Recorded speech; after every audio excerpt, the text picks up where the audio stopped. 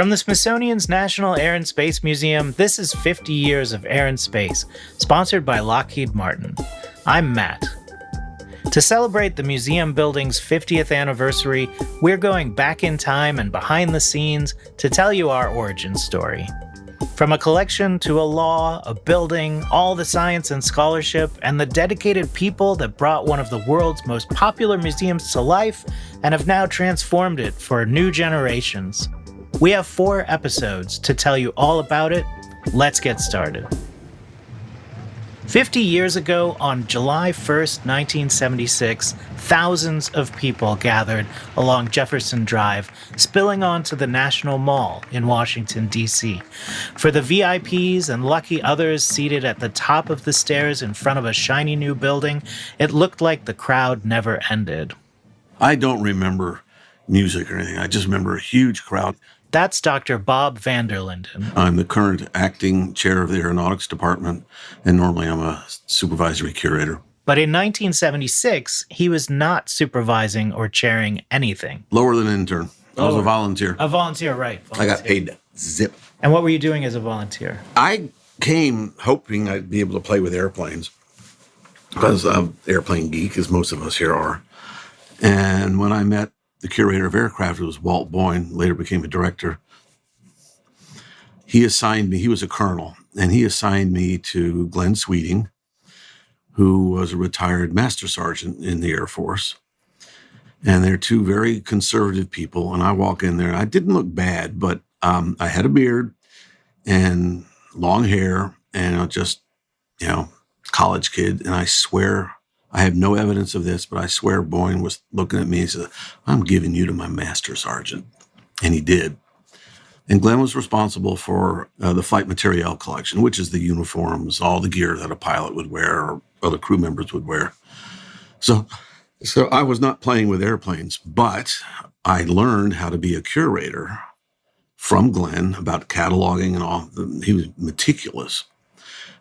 Being a master sergeant and, in essence, a clerk in the Air Force. I mean, the military runs on people like that, and he was the shining example of it, and I mean that as a compliment. Absolutely meticulous, and he taught me how to do it. Bob and Glenn spent the summer of 1975 and the summer of 76 up to the opening, doing just about anything needed to get this brand new museum up and going, which was pretty much what everyone in the museum was doing at that time. Well, for me, it was just fun because there was nothing on my shoulders. I was a volunteer. My job wasn't at stake, so to speak. But we had a hard deadline, and everyone bent over backwards to meet it. And frankly, especially in 76, it was very frenetic, a lot of energy. But it was most enjoyable because everyone was focused on the one goal of opening this place on the July 1st. And that was it. Absolutely laser focused on it. And it's kind of funny when the whole museum or any organization is so focused on something, all these trivial little problems just disappear because everyone's focused on that. I mean, perfect example is the building, the interior needed some finishing paint, and they were getting real close to the deadline. And story goes, one day you go downstairs and see there, and Michael Collins, the Apollo 11 astronaut and director of the building, was down there with the roller, painting the walls. No one stood on ceremony. It was all to get the job done. And they did. July 1st dawned bright and hot and a little bit humid, classic Washington, D.C. summer weather. The sky clear and blue for the flyover of the Air Force's Thunderbirds. And then there were speeches. President of the United States and the Vice President of the United States. The Chief Justice of the Supreme Court, the Vice President, and President Gerald Ford. This beautiful new museum and its exciting exhibits of the mastery of air and space is a perfect birthday present from the American people to themselves. It was the country's bicentennial, 200 years since our Declaration of Independence. Many celebrations were happening around the country, and that's actually why the museum was opened on July 1st instead of July 4th. And that July deadline gave the people building and promoting the museum a clear deadline, and this was something our building's first director, Michael Collins, was very used to. Here he is from 2016. My name is Mike Collins, retired for many years now, but back in '76, I was the director of this magnificent Air and Space Museum. I'd come from the Apollo program, and one of the really nice things about Apollo was its objective was very clear. President Kennedy had said, put a man on the moon by the end of the decade. I came to Washington sneaking up on 1976, and I used to run around town saying, museum on the mall by the bicentennial, take those three important facets of Apollo and try to transfer them to the construction of this building. After the speeches, when it came time to actually cut the ribbon and open the building, the scissors were operated by a signal that came from the Viking spacecraft, soon to be the first fully successful Mars lander. This is Dr. Ted Maxwell, who eventually chaired the Center for Earth and Planetary Studies at the museum, but opening day was his very first day in the building. That opening of the building boils down to one person, a guy named Hernan Otano, who was in our exhibits department. He also was kind of a whiz with computers at the time, such as they were. And he arranged for the signal to be sent on a beam from across the street to the top of Air and Space down to the scissors that were going to cut the ribbon on the north side of the museum to open it. Now, there was some question about that later on, because there was a backup plan. So if it didn't work out, then someone could press a switch and have the scissors remotely cut it. But as far as we know, of course Viking did it. The original idea to have Viking open the museum came from someone at NASA, but at least for now, exactly whose idea it was has been lost to time. We do know that scheduling the signal, which would have taken more than 20 minutes to get from Viking down to NASA and out to the museum, was a real worry for those organizing the event. What if we started late? What if the president spoke longer than expected? Relying on the signal at all worried Mike Collins. The opening ceremony made me very nervous. We were supposed to cut the ribbon out here, the ribbon on the mall side of the building, declaring it open. The signal came from a spacecraft between here and Mars in outer space.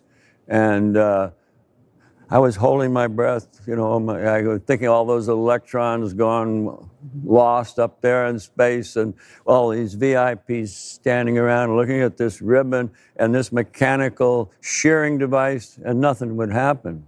But believe it or not, all the electrons did their cute little things, and the ribbon got snipped, and the building got opened. It was good.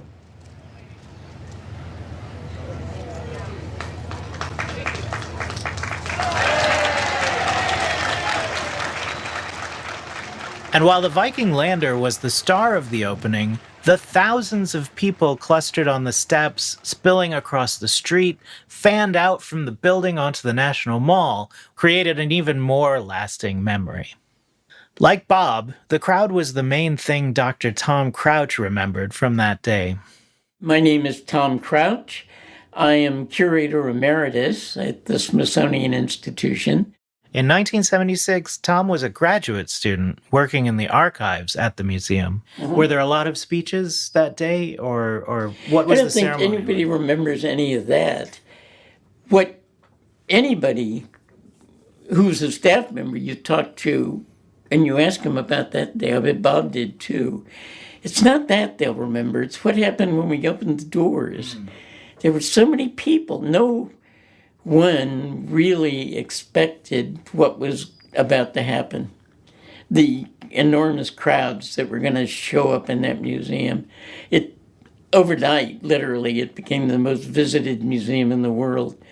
And that's the stunning thing I remember, standing in Milestones and watching people pour through the door. They had thousands of people out there waiting for it. And they had the ceremony and all that, and then the staff comes inside, and I remember Glenn and I were standing in Pioneers overlooking Milestones, and there was just this sea of people across the mall waiting to come in. And Milestones was quiet. It was empty. And he was just sitting there looking because the place was perfect. Absolutely perfect. And he just looked there and shook his head saying, Bob, shame we got to let him in. And he meant that, not that, they shouldn't come in, but that it's like, it's never going to look as nice as it does right now. The visitors were let in, and in they came, thousands of them on the first day, and thousands the next, and on all summer. It was almost a stampede when they came in, because they came in both the north doors and south doors. And they, of course, everybody, their eyes are wide open, and they were just running to all four corners of the building. And we're talking thousands of people. We had revolving doors, which for years didn't stop spinning. And they keep flowing in and flowing in. After a while, we'd go downstairs, but again, it was always so crowded. Yeah, it was just a sea of humanity, and it was for many, many months. I mean, we have quiet periods, but that summer, it was wall-to-wall people. About 3 million visitors were expected in the first year. Not bad, but more than twice that came every year. Yeah, we were also a victim of our own success. We expected, 3 million people a year. We got 7 for many, many years. It really overtaxed the building. There were times you look out on the floor, it's like, this is like Disney World in the summertime. It's like, I can't imagine the visitor experience was really great just because everyone was in there, elbow to elbow and all that. But they loved it. They loved it. We got great reviews, and it was a lot of fun. One of the visitors that first summer was Dr. Kathy Lewis, then just fresh out of high school. I am Kathleen Lewis. I'm the curator of international space programs and spacesuits at the Smithsonian's National Air and Space Museum. Well, I grew up in Baltimore, so we made frequent field trips to the Smithsonian as a child. And I even recall the old Arts and Industries building when the National Air Museum was there in the Arts and Industries building during the 1960s. But I first came to visit the National Mall building during the summer of 1976. It was the summer of my senior year in high school. We were all getting ready to disperse throughout the country, my friends, and we decided to take a trip down to see this new Air and Space Museum. We were all sort of tied up in the whole bicentennial celebration. Kathy and her friends didn't stay very long because it was just so crowded. It was oppressively busy. I mean, and that's probably why we did not stay very long. It was very crowded. And I recall, as a relief, we went over back to the Arts and Industries building where they had reconstructed the Centennial exhibit, the 1876 exhibit, once the Air and Space Museum had vacated the space. And that was a much calmer experience, but there were so many people, and it was very hard to sort of get through. At times over the years, the museum's security guards have had to stop the flow into the museum until the crowds thinned out. We would routinely get 30,000 people, quite often 50,000 people a day. And we've had a couple of days when we had 80,000. And one day during spring break, many years ago, we had over 100,000 people. We're only allowed to have a maximum of like 30,000 at any one time in the building for fire code reasons. That day, in spring break, we filled the building 3 times. That first summer was definitely one of the times when people would have had to wait in line until they could safely enter the building. July 1st, 1976 was the first day visitors could enter the National Air and Space Museum building on the Mall in Washington, D.C., but as we heard Kathy say, it was not the first time visitors could see some of the most iconic artifacts. The Wright Flyer, the Apollo 11 capsule, the Spirit of St. Louis, these had all been displayed either in the Arts and Industries building, which, insiders call A&I, a few blocks over, or in the temporary aircraft building, or tin shed, as it was called, behind ANI. Well, with what you experienced with the exhibits at ANI and then also in the tin shed, did any of that prepare you, like the public interest that you got for those, did any of that prepare you for the number of people? No. Or was that just a total surprise having that many people? That was a total surprise. I think it surprised Mike. I think it surprised Ripley, everybody.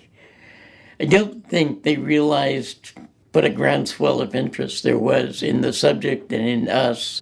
Part of the excitement and record number of visitors may have been the newness of some of the technology, not to mention the newness of the building itself, a giant modern cube of a building sitting among the classical columns of the Washington architecture. It is such an exciting time because the museum was brand new and it had this austere look about it of these sugar cubes. The sugar cube design of the building with these, 4 big sugar cubes with little balconies on the top and doors that you could only open if you had permission and such things. Visitors could walk into the building and climb through a model of Skylab, the United States' first space station, which crews had only vacated in 1974. Or they could see a model of the Viking lander still on its way to Mars, or touch an actual moon rock brought back by the Apollo 17 astronauts. The touch rock was the brainchild of Dr. Farouk El-Baz, the founding director of the Center for Earth and Planetary Studies. Here he is talking about it in 2021. I think this is my most important accomplishment in my career, actually, because I know that I was in Saudi Arabia and Mecca visiting the Islamic sites, and there is a piece of rock, actually a meteorite, that had fallen from the sky, supposedly at the time of the Prophet Abraham, but people have taken it as a sign from God, and it is a very clearly a meteorite, and it is now placed in a corner of the Kaaba in Mecca, and all the Muslims go around it and sometimes look at it, sometimes they touch it if there's not too many people, and they go around it 7 times, and that's part of the pilgrimage. Michael Collins was our boss at that time, and we always get together for staff meetings and Monday mornings. My second Monday morning meeting, I said, Mike, we should really work with NASA to get a piece of the moon rocks that the American people touch it, because the American people are the ones that paid for it out of their taxes. We did all of this by taxes collected from American people. They can touch what their money bought. And he said, well, Farouk, you're the journalist. Go get us a piece. If you can get us a piece, we'll make a great exhibit. So I thought, okay, I will. And I started working with the group that actually distributes the samples of the moon to all the researchers. And the head of the group was a great geologist that I knew, was chief geologist of the state of Washington, and by the name of Jim Adams. And Jim Adams asked me to make my case. And they said, Farouk, you can do this. And because you're going to come back and you will tell us that it's broken and we need another piece, and we cannot give every department or every museum a piece of rock. We can't do. I said, there is only one National Air and Space Museum. It is the only one that belongs to the government.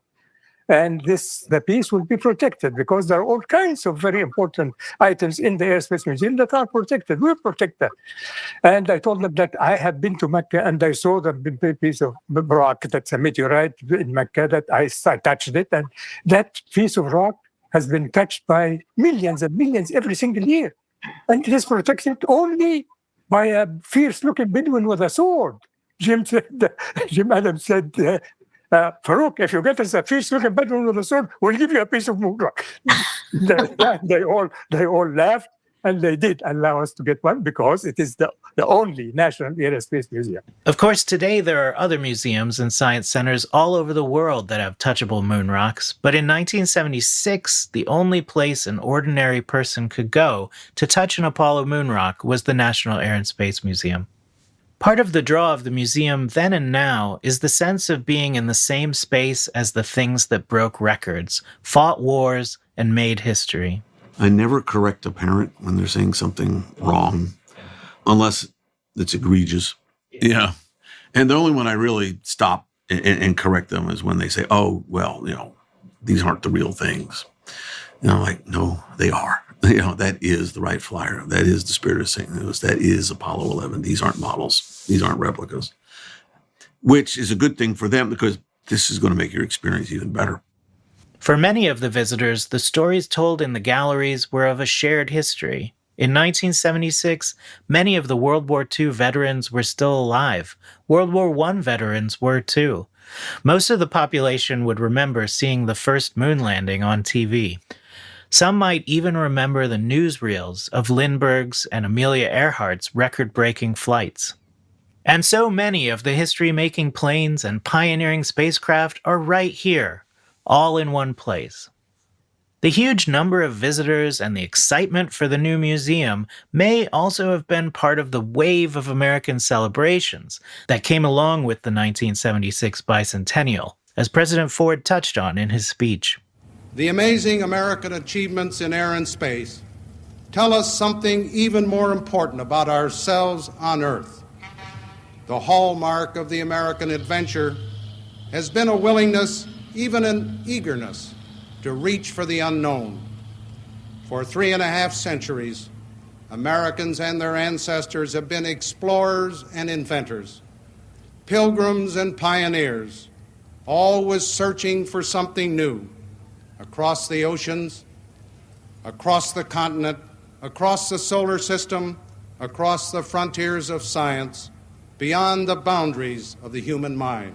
The new museum also contained DC's first planetarium, which was called the Spacarium at the time. Audiences could lean back and learn about stars and planets while they were projected on the dome. For $1 or less, if you were a kid, visitors could experience flight in the form of To Fly, a film of flight in many forms on the IMAX theater's giant screen.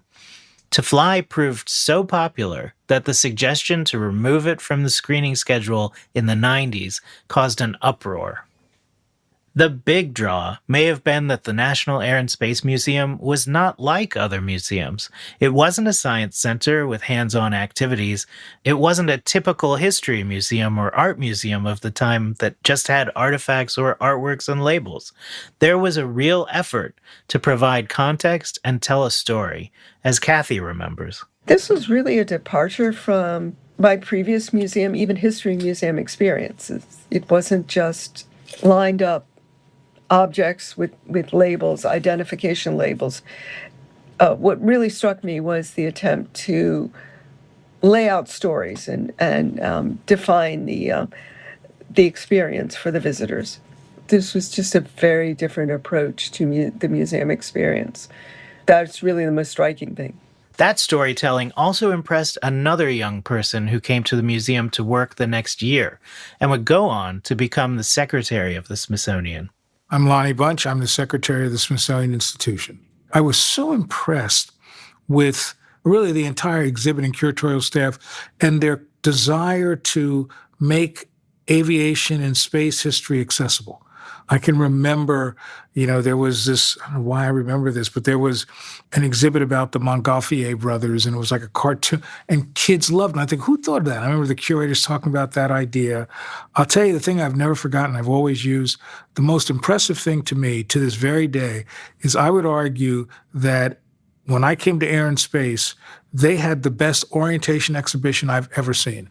It was really, they had, 8 airplanes hanging up. Right? They had the Wright Flyer and the Lindbergh, Spirit of St. Louis. And I remember thinking, here I could get a sweep of aviation in a way that for the rest of my career I've been trying to replicate in terms of a great orientation experience. So that's what I remember. I guess that was the Milestones of Flight. Milestones of Flight. Milestones of Flight Hall was and still is the first gallery visitors see after entering through the north doors off the National Mall.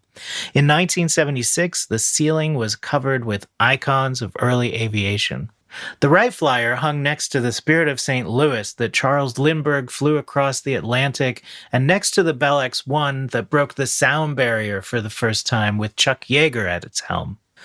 On the floor, visitors would see the Apollo 11 capsule that took the first astronauts to the moon. Past that first hall, visitors could disperse into all the other galleries, each full of artifacts and stories described here by Curator Emeritus Dr. Michael Neufeld. There would be a balloons and airships gallery, and there was a World War I gallery, and a World War II gallery, an aircraft carrier gallery, and so forth. On the space side, it was more about categories of things. So we had a satellites and sounding rockets gallery. We had a rocketry and spaceflight gallery that talked about engines and spacesuits. We had the main space hall. We had the first Apollo gallery and so forth. So they had a huge program to fulfill when we built this building, because they built this thing with 20 separate boxes, each of which was a distinct exhibit, plus 3 main halls with all the glass milestones on air transportation and the space hall. So it was a big job to fill all those galleries. In their coverage of the opening, the New York Times declared that the only thing missing from the museum was a feather from Icarus's wings. This was opening day for the National Air and Space Museum in Washington, D.C., the space we've occupied for 50 years now. But the beginning of the National Air and Space Museum happened 30 years before. A bureau to be known as a National Air Museum. We'll take you even further back in time to the beginning of the museum in 1946 on the next episode of 50 Years of Air and Space. 50 Years of Air and Space and the AirSpace podcast are from the Smithsonian's National Air and Space Museum. It's produced by Jennifer Weingart and mixed by Tarek Fuda. 50 Years is hosted by me, Dr. Matt Schindel. Our managing producer is Erica Novak. Our production coordinator is Joe Gurr. Our social media manager is Amy Stom. Our intern is Sophia Foradori.